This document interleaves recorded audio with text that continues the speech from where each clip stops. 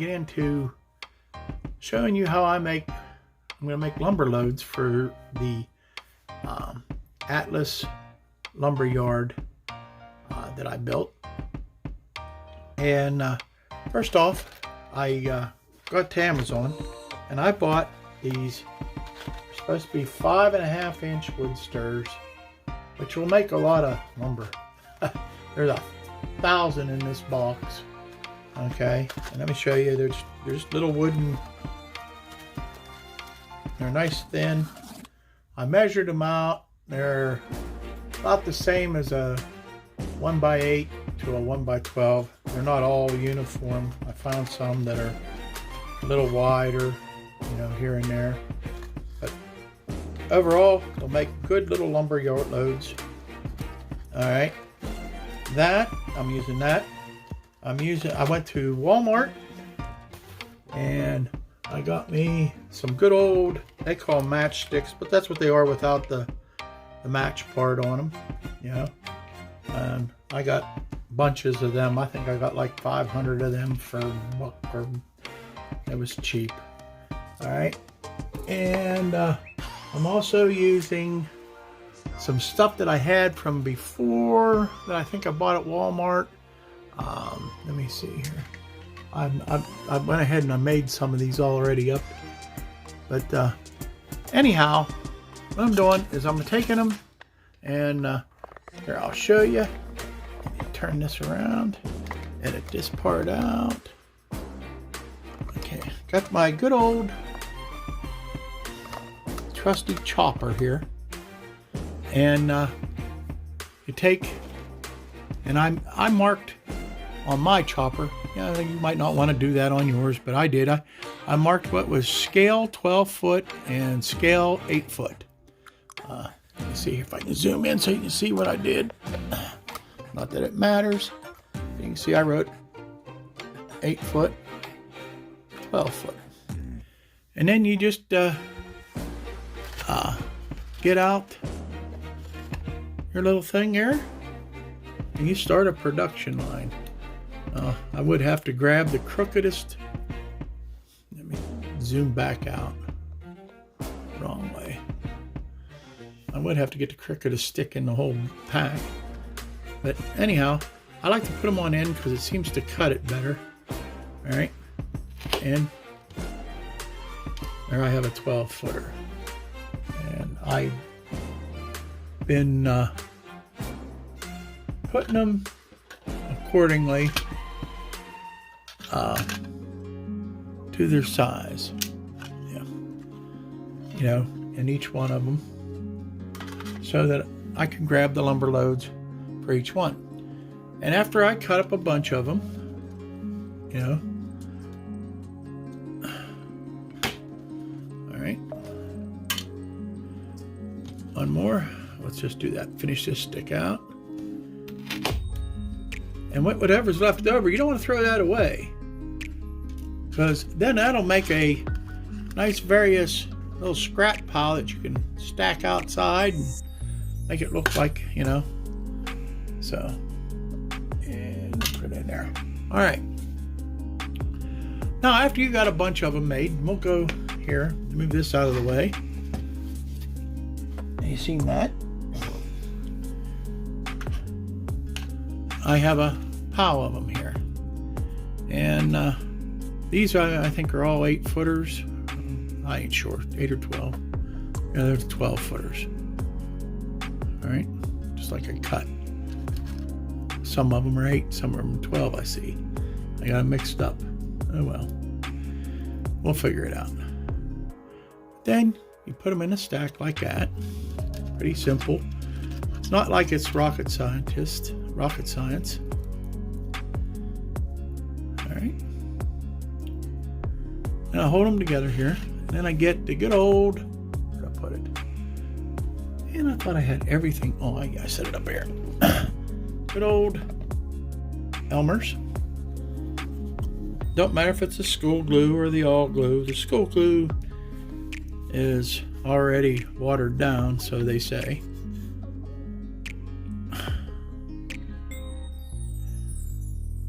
And I just smear it on there. both sides, like so.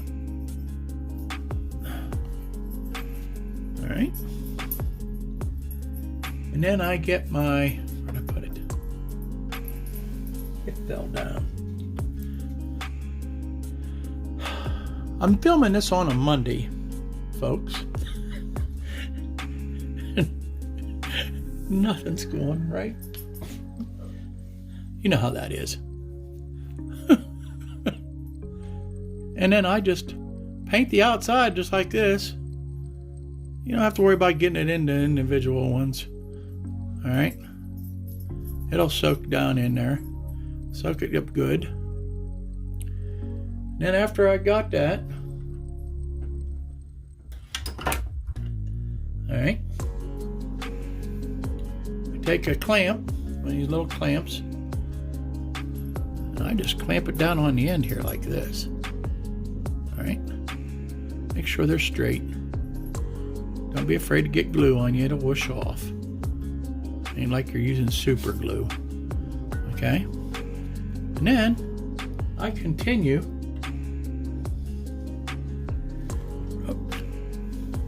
Picture. Then I continue, where did I put it, over here, with the glue, and I think there's enough on here. I can just paint it on down through.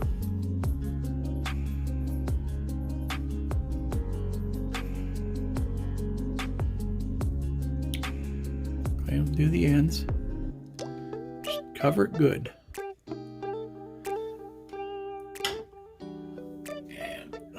Small clamps, so I'll take a big one and clamp the other end. Voila, embryoed. Now I got some here I did earlier. There we go. Let's see if we can. This is a little wider one. I was telling you, you might find a few of them in there. All right. Where's the other one? There it is. Here's another one of the wider ones.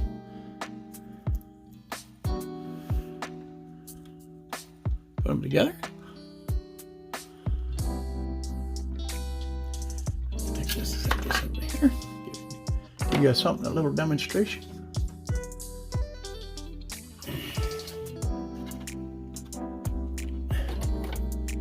And you can see how easy it is. Just to not have shaky hands. Slide them into place.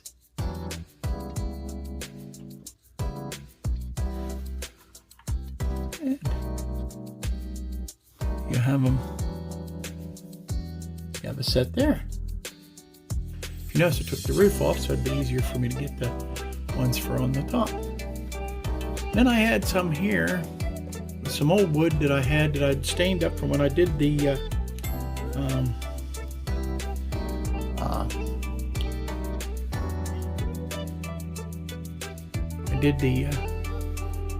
the contest build, if you remember that way back when, my 500 contest build where I built a diorama. And then I have another one here. Open it up. You know, so it's a little colored wood, like it got sun stained. And it don't sell as good, so it's going to go up here on the top shelf. Some lumber loads there. You just keep on going till you got her full. Easy peasy, not no rocket scientist. And I made these up, and I haven't done these yet, but I'm going to try to make a load of, it looks like little 4x4s, maybe. I have to see on the scale what it is. So let me see here. Really, what is it on the scale here? Well, more like 6x6s. Okay. Depending on the matchstick you get, some of them are 4x4s, some of them are 6x6s. But you put them together, you have a pile of them, And these here, you can actually, like I took this load here that has already been made in here. I'll take it out. I glued it together. So if I don't like it in that spot, I can move it into that spot. Pull it out. Make it look like. Get them where you want them. If you glue them in, you can glue them in. If you don't want to glue them in, you don't have to. I'm not going to glue mine in. I'm just going to set them in there. Just for the reason is I might rearrange it into a different position on another time. You know? But you take these posts here. I've been thinking about staining these posts, you know, make them look a little differently. Give them different colors, you know. Got them down there. All kind of different ways of doing these loads.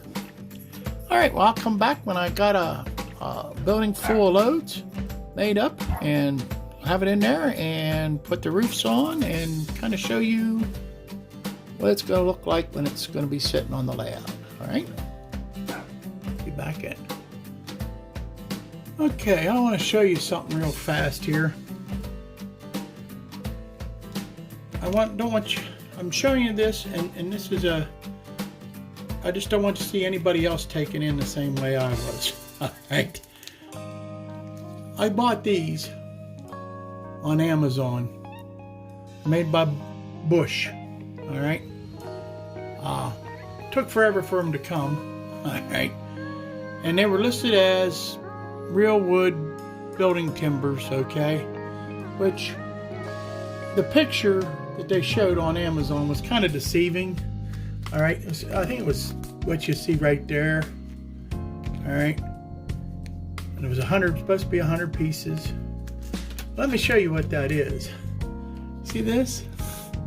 Those are matchsticks. You can buy 500 of them for $1 at Walmart.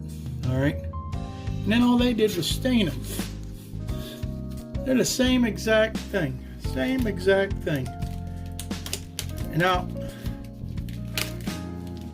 you know, I know a little dab of stain ain't costing much. I know it takes a second. I'm just going to show you here. I want to get these out.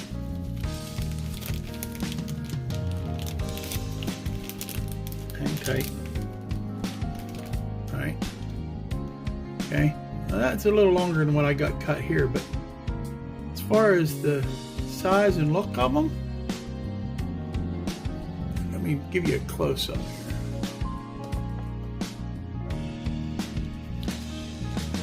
Yeah.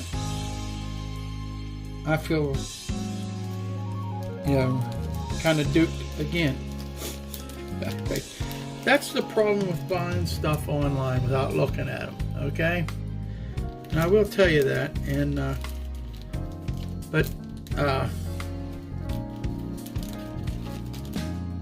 this would cost me at the most $1.50 to make 100 of them, like I just bought there, and take me not long at all, because all I'd do is I'd take a container like this and make some stain out of brown paint and some water, or even some alcohol. Just drop them in there. Don't take long, and they'd come out looking like that. All right, but I paid $11, a little over $11 for these. $1.50. If you can make this stuff, that's the way you want to go. I mean, I'll use these because I paid for them, and yeah, they didn't really lie to me, but it's kind of deceptive. So that's, like I said, that is one of the drawbacks of not going to the brick and mortar store. At least the brick and mortar store, you can see what you're buying. All right, get back when I got more. Okay, I'm back, and here what we're going to do is I'm going to wrap this video up by just showing you the different loads that it don't take much to make a whole different kind of loads, and all you need is just a little imagination, a few pennies for most part, as long as you don't buy it too much off of Amazon without seeing what it is. But one thing that did turn out, and I didn't show you earlier, is I made some plywood loads. And you could do this a couple different ways, but what I did, which is probably the hard way, but I took a piece of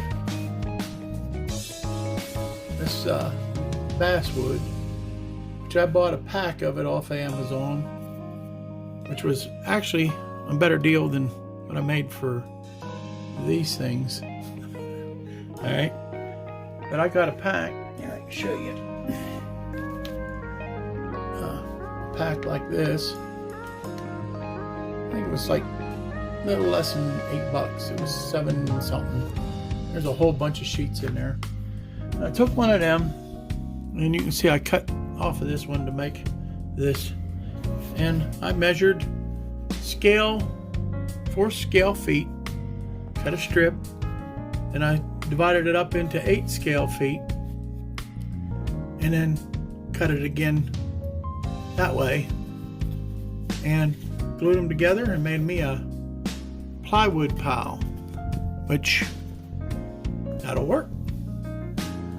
So also I took a couple of these little pieces and a couple of the matchsticks, cut them down to size, and I made me a couple of little pallets. You can have some pallets laying around here. There's always pallets laying around. I had some colored wood from when I made the diorama. They come down and you glue it together and you got some nice loads. It's not rocket science. It's and it's time consuming, but it's fun and it's part of the hobby. So this way, I'm going to leave the roof unglued off this thing. That way, if I want to change around the loads, it's nice and easy for me to get in there to do that. And maybe in the future might want to put some lighting in there. I don't know. I haven't decided all yet what I'm going to do. But I'm going to leave the roof off, or not off, but unglued. And I'm going to finish making up some more loads, put it all together, and this will be ready to go on the layout. All right. Now, what I'm going to plan on doing for the future is here. Let me move this here real fast. Right now, I'm just going to take it back here and pop it into one of these little containers. All right. Move this. I'll show you. What I'm planning for the future. All right. You might have seen some photo shots of this building. Alright, I put it up there a few times, took a couple photos with it and this and that. This was a building, it was a kit bashed, scratch built, whatever you want to call it, building that we bought at one of the train shows. Well, my son did. As you can see, the barrels are quite out of scale. They're up there. But anyhow, it's still a nice little thing. Well, I'm going to make that part of the my scene to go along with the lumber yard. And this is going to be the store area right in here. This building here will be like maybe a little millwork area, or just a receiving area.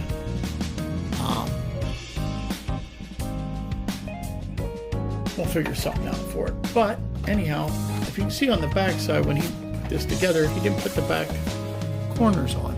So what I'm going to do is I'm going to make some corners, put on here, paint them, okay, and make it look a little more realistic. I have to get some brick styrene, and try to make it look like it all blends in. And I might put in some freight doors so that, yeah, place to load up and things like that. Kind of like what we got here. See, you got a freight door right there. So anyhow, that's what I got planned for in the future. All right. That, and I want to scratch build one. There, let's turn this around here. You can see my mug. Well, I want to thank you for watching me put this stuff together. Hope it wasn't boring. And I'm ready to move on to another project after I get the rest of these loads built, and move on to another project. So thank you for watching, and I'll see you soon out there in YouTube land. Take care. May the good Lord's will be done in your life. Bless you the way it's blessed me, and praise the Lord. Have a good week. See you soon.